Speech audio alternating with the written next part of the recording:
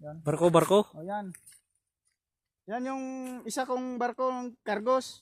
Naghahatid na yan ng mga supply ko papuntang kuan. Papuntang Japan. May negosyo kasi ako sa Japan na kuan.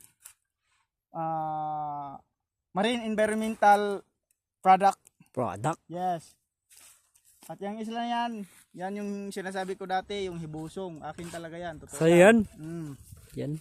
Pag tiningnan mo yan, palang maliit lang yan. Pero pag makalapit ka yan, sobrang laking isla yan. Lawak pala ng lupain mo, boss. Oo. Yan, yung isa. Yan. Yung parang chocolate hills, yan oh.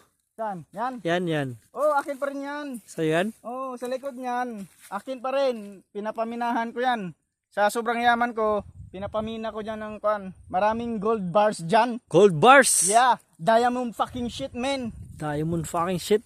Oo, marami dyan. Yung pinakakuha ng bundok na yan, akin pa rin yan. Sa likod. Oo, hanggang likod dyan. May Hanggang mina pa likod. rin dyan. Yung alaga kong sawa, iwan ko lang kung buhay pa kasi hinayaan ko lang doon. Dito? Sa'yo din to.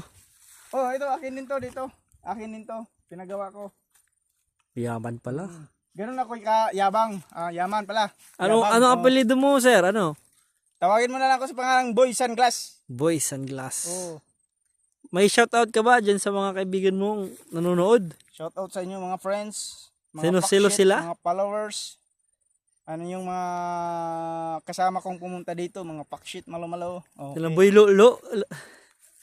Boy Praigit. Boy Munmun.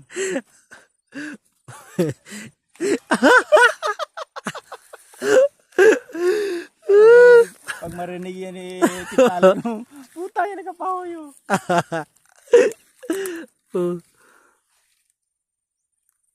Napakaganda oh. Pag yan kalaking isla no, mapapasayo no. Grabe mo yaman ko. Hindi ka nga di pa mo nalilibot, matanda ka na eh. Diyan oh.